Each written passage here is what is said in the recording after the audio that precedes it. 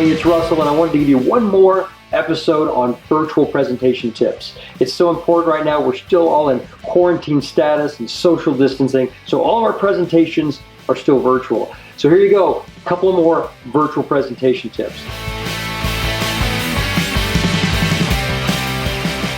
The first two have to do with technology. The first one really is all about planning. I was on a virtual presentation not that long ago, and the presenter showed up for this webinar, and he was about 5 minutes late.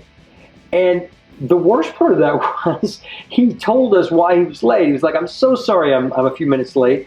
I had to download the app for the technology, the platform we were using, and it took me a few minutes to get in."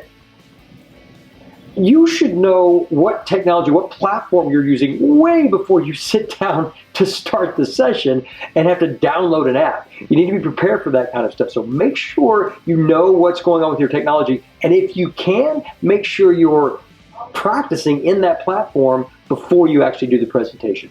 You can get used to the technology, all the tools and the nuances of that particular platform. The second part of the technology tip is don't get too caught up in the technology. I mean, that's probably what scares people most about virtual presentations is there's so much technology. Well, things can go wrong in live sessions too, from a technology perspective. You just have to move on, right? Well, sometimes in virtual presentations, when it doesn't go well, it makes us a little nervous, we get a little edgy, and we start talking about the problem. "Oh, I'm so sorry that didn't work. Yeah, that was supposed to do this. Oh, this technology is killing me." Don't complain about your technology. Just move on. Move into if all else fails, forget all the tools and just talk to your audience. Make sure you're sharing your message in a powerful way, checking for understanding, asking questions, making sure they're engaged in that way. You don't need all the tools.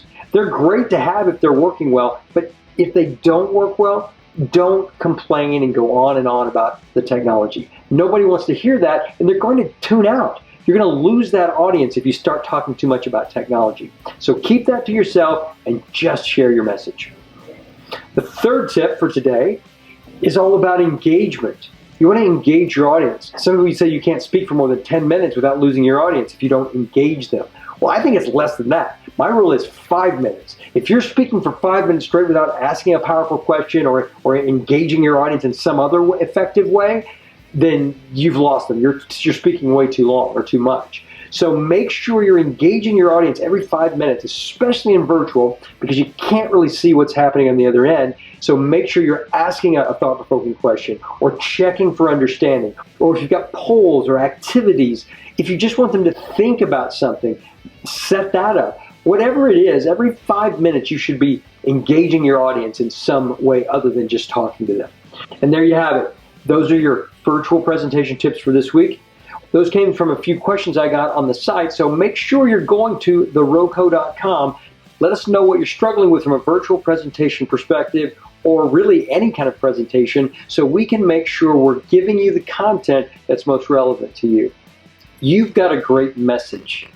The question is, are you being heard? There's a lot of noise out there in the world, and our mission at The Row Company is to help you be heard. So go visit theroco.com, own your influence, and go crush your next virtual presentation.